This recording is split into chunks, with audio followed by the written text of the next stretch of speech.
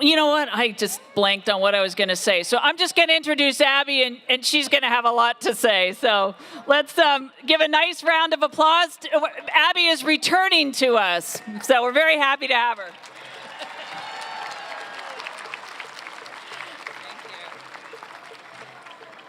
Well, howdy.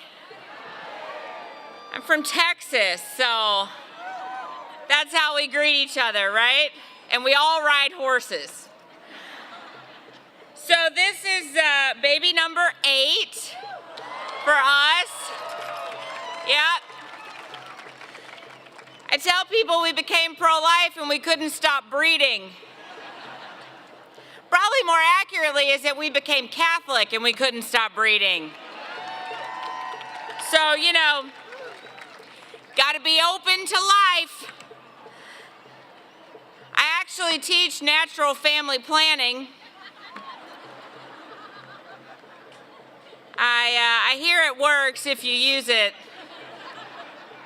We clearly wouldn't know. One day my husband and I will figure out how this keeps happening, but anyway, it is so good to be here with all of you. There is no fruitier place on the planet than San Francisco. And look at all of you here. It's amazing, it's amazing. So most of you know my story. I worked at Planned Parenthood for 8 years. I was an abortion clinic director there. Got involved in it as a college student. I tell people that wherever there are vulnerable women, there is also Planned Parenthood.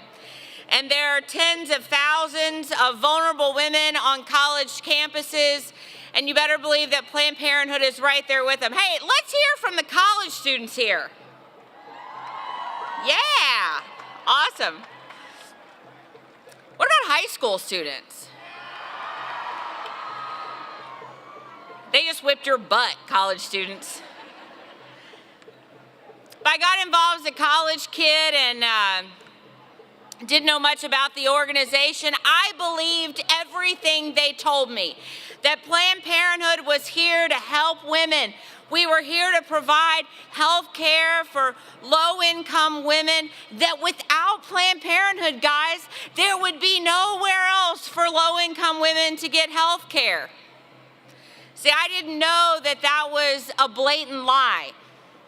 There are currently over 10,000 federally qualified health centers that provide comprehensive health care to men, women, and children at low or no cost, compared to only about 650 Planned Parenthood clinics, and those clinics are rapidly closing.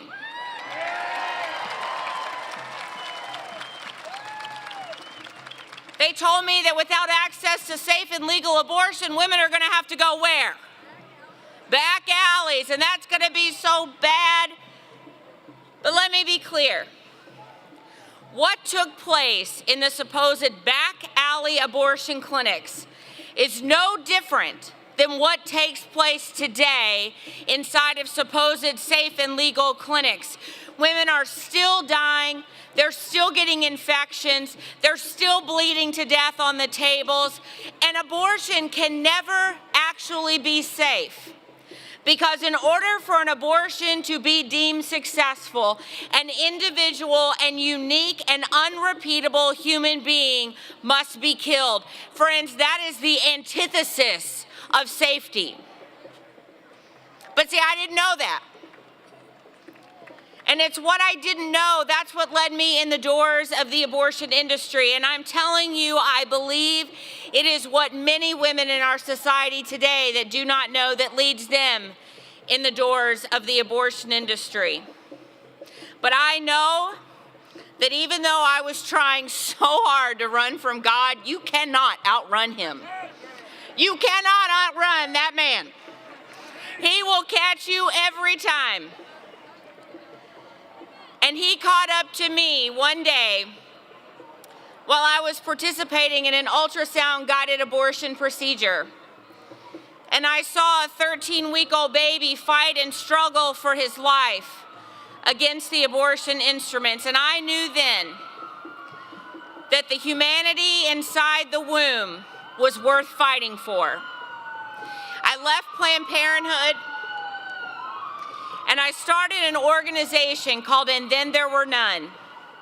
And our goal is simple. We seek to help end abortion from the inside out. And I am so honored to tell you that as of today, we have helped almost 500 abortion workers leave the abortion industry.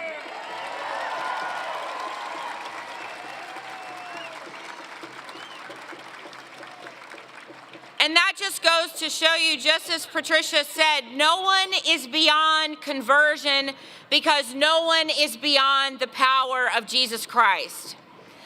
And I'm telling you, I love that we have so many different arguments in the pro-life movement today. I love that we have so many different types of people in the pro-life movement. I love that we have secular pro-lifers. I love that we have all kinds of different pro-lifers. But let me be clear with you. The pro-life movement will be won because of the gospel of Christ.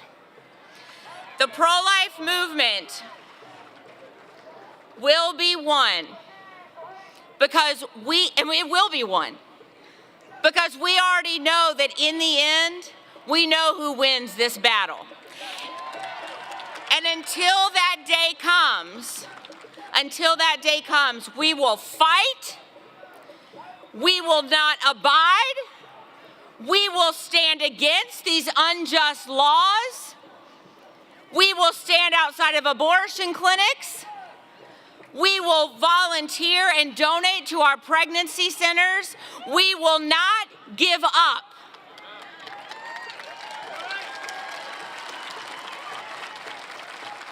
Because life is too valuable. Many of you know that my first book, Unplanned, is being turned into a major motion picture. And you better believe it's going to be shown here in San Francisco, and it is going to rock this city. This movie is going to show the truth, the raw truth of what abortion is. I have a friend who actually is a pro-choice writer, and she went in a screening to watch it, and she walked out in the first 5 minutes. And she came up to me and she said, Abby, I couldn't do it. I couldn't do it. And I said, well, don't you want to know what you support?